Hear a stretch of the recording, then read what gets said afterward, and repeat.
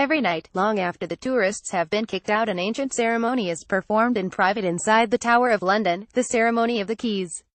Whose keys? Queen Elizabeth's keys. What keys? The keys that lock the tower every night.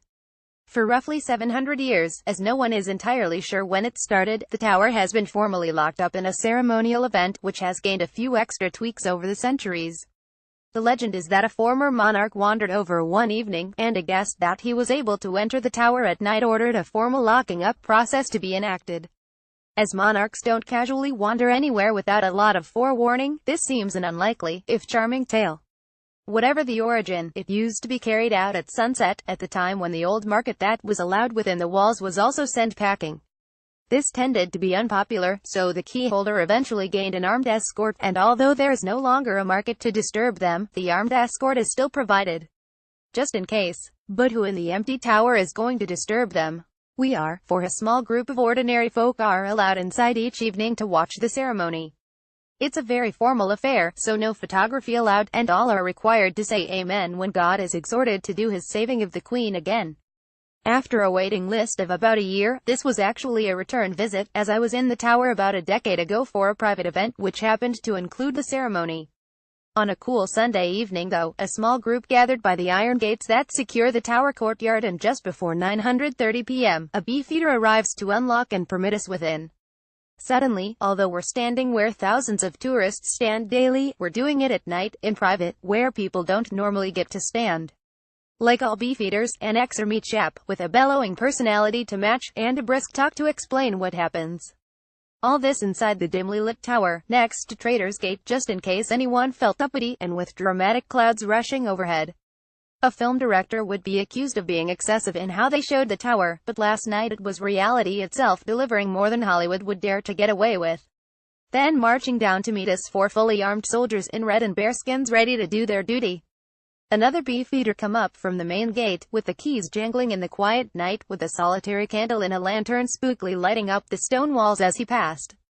Then to walk back, with armed escort to lock the gates themselves. From where the public are allowed to stand, it's a bit difficult to see this bit in the far dark recesses of the stone gates, but the swinging lantern and the approaching footsteps mark their return. The tower is locked shut for the night. Then suddenly, another soldier who had been on patrol appears and lowered his gun, shouting, in a strong Glaswegian accent, "Alt, who comes there? The keys? Whose keys? Queen Elizabeth's keys. Pass Queen Elizabeth's keys." All is well. With that, the armed escort turns up the hill to the White Tower, where another set of soldiers are waiting, and here, with the motion to be quiet, we are allowed to follow. Photo by the Household Division. The keys are presented, and taken to the constable for safekeeping, and then the last post is sounded. This takes place in the darkness of a shadow from the walls of the old guardroom, where bombs were dropped in WW2, killing a number of soldiers within, and delaying the ceremony by a few minutes as the bodies were removed. A letter from the king said not to worry about the late locking up of the tower, but don't let it happen again. Slowly, the sounds of the last post drift away in the quiet tower, and the soldiers march off to their barracks to remove the red tunics and switch into normal gear, for they will be on duty overnight.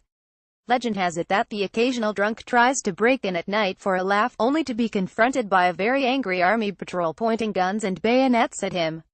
For ourselves, we're locked into the tower. Actually, there's a small entrance cut into the main door, just about small enough to get through and get back out, for the tower has a grim reputation for those invited to spend the night there.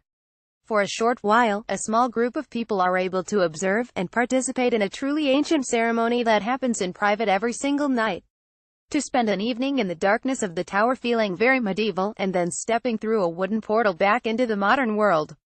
If you want to attend yourself, then tickets are free with a small admin fee, but the waiting list ponderous, as the evenings are now fully booked until next October. Book now, and put a note in your 2018 or 2019 calendars. What's on in London today or tomorrow or this weekend?